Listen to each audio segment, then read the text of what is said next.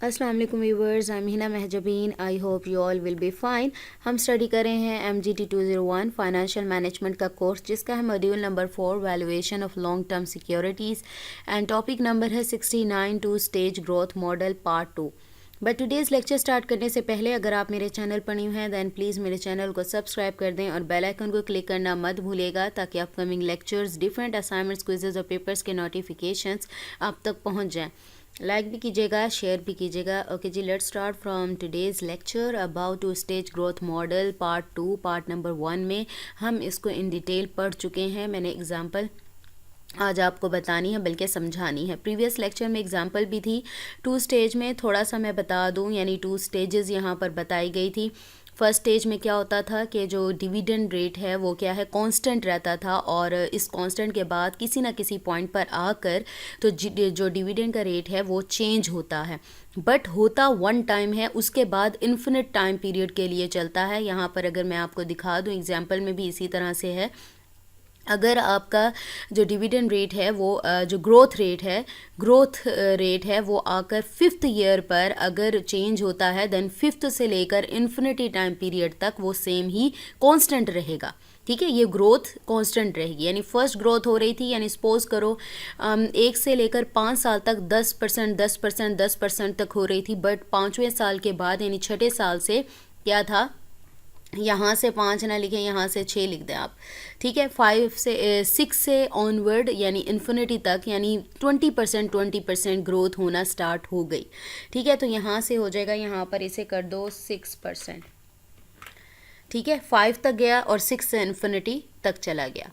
तो यहाँ पर एग्जाम्पल देख लेते हैं कि किस तरह से ये वर्क करता है। और ये वाली एग्जाम्पल जो थी आपकी असाइनमेंट जो पहली आई है उसमें भी गिवन थी, मैंने थोड़ा सा रेफरेंस दिया भी था उस असाइनमेंट में। तो इन डिटेल आज इसको स्टडी करते हैं। एग्जाम्पल है 2 स्टेज ग्रोथ मॉडल की डी नॉट, जिसे हम कहते हैं इनिशियल जो डिविडेंड होगा, यानी लास्ट ईयर्स डिविडेंड। यानी सपोज करो ये 1 से 5th ईयर तक जो डिविडेंड था वो यही रहा, कांस्टेंट था। G1 growth rate is 7% per annum, यानी ईयर 1 से लेकर 5 तक ग्रोथ रेट चल रहा था 7%, और 6th ईयर से इन्फिनिटी टाइम पीरियड तक यानी चेंज हो गया ग्रोथ रेट, वो क्या हो गया 6% पर एनम हो गया। Rate required rate of return क्या था, 10% पर एनम था, और आपने फाइंड करनी है इसकी इंट्रिंसिक वैल्यू। देखो, अगर सिंपली हिंट भी लेना है ना तो सिंपल जो कांस्टेंट ग्रोथ मॉडल था उसमें आई थिंक सिर्फ G1 गिवन था, एक ही G1 गिवन था। लेकिन ये 2 स्टेजेस हैं तो यहाँ पर देखो 2 ग्रोथ रेट्स गिवन हैं, तो आप इसको हिंट के तौर पर भी यूज़ कर सकते हो।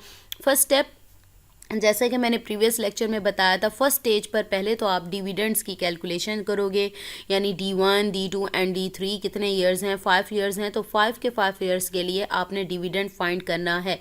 उसके लिए मैंने आपके सामने यह फार्मूलाज जो इसके लेक्चर से आउटलाइन थी VU की, वहाँ पर ये सॉल्व नहीं किया हुआ था, फार्मूलाज नहीं थे, तो मैंने यहाँ पर फार्मूलाज भी पुट कर दिए हैं ताकि इजीली अंडरस्टैंड कर सकें आप। ठीक है, स्टेज 1 क्या है, ग्रोथ से पहले, यानी जब ग्रोथ कांस्टेंट थी, यानी सेम ग्रोथ जा रही थी, तो तब का डिविडेंड है ये, यानी स्टेज 1।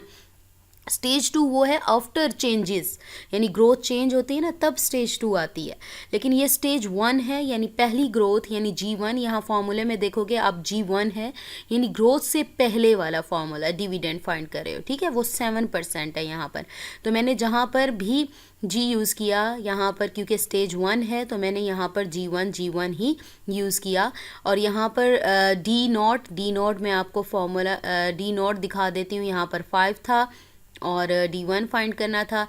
अब डिविडेंड्स फाइंड करने थे, प्रीवियस लेक्चर्स में हमने डिविडेंड फाइंड करने के फॉर्मूलाज किए थे। D is equal to D not 1 plus G होता है, लेकिन यहाँ पर G1 यानी ग्रोथ से पहले वाली बात हो रही है जो कि कांस्टेंट चल रही थी। तो उसको डिफ्रेंशिएट करने के लिए ये ना हो मैं जी राइट कर दूं तो आपको पता ही ना चले कि कौन से जी की बात हो रही है, तो इसलिए एक को G1 नेम दिया और दूसरे को G2 नेम दे दिया। तो स्टेज 1 में जो हम यूज़ कर रहे हैं वो G1 ही यूज़ कर रहे हैं, बिकॉज ये चेंजेस आने से पहले, ग्रोथ चेंज रेट चेंज होने से पहले की बात है। ठीक है, जो डिविडेंड का फॉर्मूला है, अच्छा ये याद रखिएगा, जब D1 करेंगे तो यहाँ पर D नॉट करेंगे, जब D2 करेंगे तो यहाँ पर D1 करेंगे, D3 होगा तो यानी प्रीवियस डिविडेंड्स में करते जाओगे। यानी क्योंकि ग्रोथ रेट है ना, तो प्रीवियस डिविडेंड्स यहाँ लगेंगे। 4 की बात करोगे यहाँ 3 आएगा, 5 की बात करोगे यहाँ 4 आएगा, और बाकी same as it is formula रहेगा, क्योंकि प्रीवियस जो है ग्रोथ रेट था उसी के अकॉर्डिंग ही नेक्स्ट ग्रोथ रेट देखा जाता है। ठीक है, तो यहाँ डी नोट मैंने दिखा दिया 5 है, 1 प्लस मैंने आपको G1 दिखा दिया 7% है। तो यहाँ पर क्या करना है, आपने 7% गिवन है, परसेंटेज को आपने कन्वर्ट करना है किस में, डेसिमल में। तो उसको करने के लिए आप क्या करते हो, 100 से डिवाइड कर दो। यहाँ पर मैं एक पार्ट करके दिखा देती हूँ। 7% है तो इसको परसेंट को ख़त्म करने के लिए 7 को 100 से डिवाइड करो, 0.07 आएगा। देन +1 लिखा हुआ है तो +1 कर लें इसे, तो 1.07 आएगा। तो मैं यहाँ पर इसको कॉपी पेस्ट कर लेती हूँ आप लोगों के सामने, इसको स्टेप को कर देते, बाकी आप लोग खुद कर लीजिएगा। ठीक है, तो ये यहाँ पर आ गया, ये 1 पॉइंट हो गया। इसी तरह से फिर इसके आगे ही आपने क्या करना है, इन दोनों को 1.07 को इससे मल्टीप्लाई कर दो 5 से। ये देखो 1.07 आया, मल्टीप्लाई कर दो 5 से, answer will be equal to 5.35, answer आ गया। ठीक है, इस तरह से सबको आपने सॉल्व करना है। यहाँ पर अब D1 देखें, D1 का आंसर आया 5.35, देखो मैंने D1 का 5.35, D3 है यहाँ, D3। अच्छा, यहाँ स्टार का मतलब ये है क्योंकि हमने रुपीज़ या डॉलर्स में करना होता है, पॉइंट के बाद 2 वैल्यूज़ राइट होते हैं, क्योंकि पैसा वगैरह में आप 3 वैल्यूज़ वाले तो मतलब कैलकुलेट नहीं कर सकते पैसे, तो इसीलिए इसको 2 डेसिमल प्लेस तक राउंड ऑफ किया गया। और यहाँ पर स्टार का बताया भी गया है कि स्टार क्यों लगा हुआ है, जहाँ पर इसको आपने राउंड ऑफ किया है राउंडी टू नियरेस्ट रुपी। ठीक है, तो इसी वजह से इसको राउंड ऑफ करके राइट कर दिया। अब नेक्स्ट में भी ऐसे ही आप लोगों ने करना है। आपने D1 की वैल्यू है 5.35, इधर D3 है, यानी इधर D2 लगेगा, D2 का आंसर है 5.73। अगर आपके पास ऐसे आ जाती हैं या 2-4 डेसिमल प्लेस तक वैल्यूज़, तो आप उसको 2 डेसिमल प्लेस तक रिप्लेस राउंड ऑफ कर लोगे। ठीक है, तो यहाँ पर D2 है तो D2 की वैल्यू है 5.73। ये देखो यहाँ D3 है तो D3 की वैल्यू पुट करोगे 6.13, यानी रिस्पेक्टिव टू प्रीवियस जो ग्रोथ हुई थी उसके अकॉर्डिंग आगे चलना है, यानी आगे जो यूज़ करोगे डिविडेंड्स के लिए वो भी प्रीवियस डिविडेंड के साथ ही होगा। ठीक है, तो यहाँ पर सेम उसी तरह से 7%, 7 को 100 से डिवाइड करोगे 0.07 आएगा, +1 करके आंसर आएगा, जैसे मैंने निकाला। देन 5.35 से मल्टीप्लाई कर देना, ये आंसर आ जाएगा। सेम इसी वे में आपने क्या करना है, डिविडेंड्स को फाइंड कर लेना है। Next step is stage 1, present values of dividend, यानी आपने डिविडेंड्स तो फाइंड कर लिए, देन उनकी प्रेजेंट वैल्यू फाइंड करनी है। So let's see, present value का जो फार्मूला है वो है D1, यानी डिविडेंड वो फर्स्ट ईयर का है, तो डिविडेंड सेकंड ईयर का D2, D3, D4, D5 मैंने ऐसे ही बताया था आपको। तो डिविडेंड फर्स्ट ईयर का, second year, third year, fourth year, and 1+R यानी रिक्वायर्ड रेट ऑफ रिटर्न है यहाँ पर। अब नेक्स्ट ईयर यानी डबल होता जाएगा, तो स्क्वायर आ गया, देन 3 हो गया, देन 4 हो गया, एंड देन 5 हो गया। ठीक है, तो यहाँ पर डिविडेंड D1 की वैल्यू क्या है, मैं आपको दिखा देती हूँ। यहाँ पर 5.35 जो मैंने अभी निकाली थी, यहाँ पर देखें, ये देखें डिविडेंड, ये वाली वैल्यूज़ यूज़ हुई हैं। 5.35 जहाँ पर D2 आएगा वहाँ मैं 5.73 यूज़ करूँगी, जहाँ D3 आएगा 6.13 यूज़ करूँगी, D4 की जगह 6.56 एंड D5 की जगह 7.02 ही यूज़ करूँगी। सो पीछे बार बार बैक नहीं जा सकते, तो यहाँ देखें 5.73, 6.13, 5.602, तो ये सारे आ गए। 1+10% जो कि रिक्वायर्ड रेट है हमारे पास। यहाँ पर मॉड्यूल में स्टार्ट में हमने R जो लिया था वो था, ये देख लें 10% पर एनम था, ये वही आप ले रहे हो रिक्वायर्ड रेट ऑफ रिटर्न जो कि आप एक्सपेक्ट कर रहे हो, तो ये वहाँ पर है। सेम इसी वे में आपने इसको सॉल्व करना है। यहाँ पर अगर देखा जाए ये आ गया 10% है, इसको 100 से डिवाइड करो तो क्या आता है 0.01 आ जाता है आपके पास। प्लस करें, मैं आपको एक करके दिखा भी देती हूँ यहाँ पर। ओके जी, यहाँ पर है आपने क्या करना है, यहाँ पर मैंने ऐड कर दिए हैं। यहाँ पर 10 को जब 100 से डिवाइड करें तो क्या आता है आपके पास 0.1 आता है, ऐड 1 कर दो तो आपके पास आता है 1.1। 1.1 आएगा और इसको 5.35 से डिवाइड करें 1.1 को, आंसर विल बी 4.86। सेम इसी वे में आपने 10 को 100 से डिवाइड करना है, 0.1 आएगा, +1 कर दें, 1.1 आएगा। इसका स्क्वायर कैसे लेते हैं यहाँ पर दिखा देती हैं। यहाँ पर मैंने लिया है 1 पॉइंट, मेरे पास है 1 रेज टू पावर ले लेनी है 2, answer will be equal to 1.21। फिर 5.73 को डिवाइड कर दोगे 1.21 से, आंसर विल बी 4.73। सेम इसी तरह से जैसे आपने सॉल्व करना है और रेज टू पावर 3 है, जैसे मैंने 2 ली, आप 3 टाइम्स मल्टीप्लाई कर देना, या 3 राइट कर लेना, देन जो आंसर आएगा उसको डिवाइड कर देना। सेम इसी वे में सारा आप कैलकुलेशन कर सकते हो। नेक्स्ट आ जाएं, फिर आपने V1 क्या है वैल्यू यानी स्टेज 1 की फाइंड करनी है। तो आप क्या करोगे, जो भी ये प्रेजेंट वैल्यूज़ आई हैं आप इनको ऐड कर लोगे, यानी ये सारी वैल्यूज़ 4.7 जो ऊपर आई हैं, 86 भी है, ये सारी वैल्यूज़, ठीक है, ये वैल्यूज़ ऐड कर लें तो आपके पास फर्स्ट स्टेज की जो वैल्यू है वो आ जाएगी।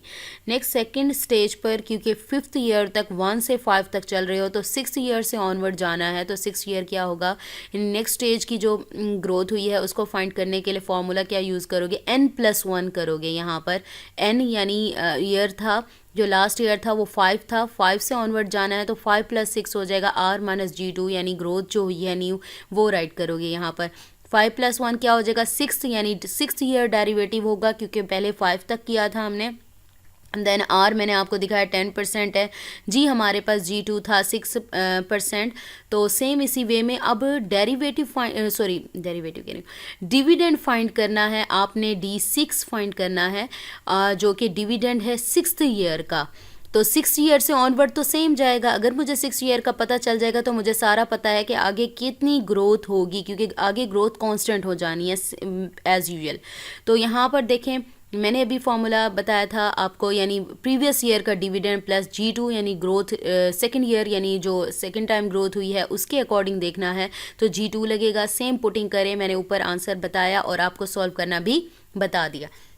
अब V2 जो फॉर्मूला था D6 का आंसर आया 7.44 डिवाइडेड बाय 10 - 6% क्या होता है 4%, 4% का आंसर निकालो 0.04 आएगा। 7.44 को डिवाइड कर दो 0.04 से, आंसर ये आ जाएगा। नेक्स्ट आपने क्या करना है, इसको फर्दर डिस्काउंट करना है क्योंकि ये एंड पर है, क्योंकि मुझे यहाँ पर 0 पॉइंट पर इसकी जो इंट्रिंसिक वैल्यू वो चाहिए। तो इसके लिए मैं 1 टाइम इसको और डिस्काउंट करूँगी, जिसमें मैं क्या यूज़ करूँगी, इस वैल्यू को यूज़ करूँगी। 186 डिवाइडेड बाय 1 + 10% जो कि R था, रेज टू पावर 5 जैसे ऊपर किया था मैंने, सेम उसी वे में इसको सॉल्व करेंगे। 115.49 आएगा। द वैल्यू डिस्काउंटिंग मैंने आपको बता दी, क्यों अगेन करेंगे। नेक्स्ट आपने क्या करना है, V1 का भी आंसर आ गया, V2 का भी आंसर आ गया, यानी V2 का आंसर मैं दिखा दूँ, ये आया 115.49 आया, और V1 का आंसर देख लेते हैं हम, ये आया 23.02 आया। दोनों को ऐड करो तो ये निकल आई हमारे पास intrinsic value of the stock और शेयर। अब एनालिसिस डिसीजन बनाना है, करना है, लेना है कि इन्वेस्टमेंट कहाँ की जाए, कौन सा स्टॉक या कौन सा शेयर ख़रीदा जाए जो हमारे लिए बेनिफिशियल हो। अच्छा, 3 कंडीशंस होती हैं। एक कंडीशन होती है, इसके लिए आपने करना क्या होता है, जो इंट्रिंसिक वैल्यू फाइंड करते हो आप किसी भी शेयर या प्रोडक्ट या सिक्योरिटी की, उसको कंपेयर करते हैं मार्केट प्राइस से, यानी मार्केट में वो कितने रुपए का सेल हो रहा है। अगर तो आपकी जो इंट्रिंसिक वैल्यू है, मार्केट वैल्यू, तब परचेज करो स्टॉक। अगर तो आपकी मार्केट वैल्यू इक्वल आ जाए इंट्रिंसिक वैल्यू के, या फिर मार्केट वैल्यू हो उस इंट्रिंसिक वैल्यू से कम, यानी कम होने का मतलब ये है कि आपके पास, यानी आपके पास चीज़ है 10 रुपए की लेकिन मार्केट में मिल रही है 5 रुपए की, तो सस्ती मिली ना, तो आप ऑब्वियसली आप लोगे। या फिर 10 रुपए की चीज़ आपको पता है, एक चीज़ 10 रुपए की है, तो आप मार्केट में जाते हो, आपको भी 10 रुपए की मिलती है, तो आप उसे भी ले लोगे। लेकिन अगर आपकी जो प्राइस इंट्रिंसिक वैल्यू है, जो आपको पता है कि आपकी प्रोडक्ट की प्राइस या शेयर की या स्टॉक की प्राइस 10 रुपीज़ है, बट आपको मार्केट में सेल हो रही है 20 रुपए की या 25 की, तो ज़्यादा की हो रही है, देन आप इसको परचेज़ नहीं करोगे। ये फेयर और बेटर प्राइस का भी बता दूं, purchase at fair price if it is if the market price is equal to the intrinsic value, यानी फेयर प्राइस किसे कहते हैं, जब मार्केट वैल्यू इंट्रिंसिक वैल्यू के इक्वल आ जाए, यहाँ पर राइट किया है। और better price it is if the market price is less than the intrinsic value. जब मार्केट प्राइस लेस देन हो उसे हम कहते हैं बेटर प्राइस है, और फेयर प्राइस जो कि मार्केट और इंट्रिंसिक वैल्यू दोनों इक्वल हो। जब मार्केट वैल्यू ग्रेटर हो जाए देन उसको परचेज नहीं करना। तो इस तरह से डिसीजन लिया जाता है कि कहाँ इन्वेस्टमेंट करनी चाहिए और कहाँ नहीं करनी चाहिए। So we have completed our today's lecture. मुझे अपनी दुआ में याद रखिएगा, अपना ख्याल रखिएगा। टेक केयर, अल्लाह हाफिज़।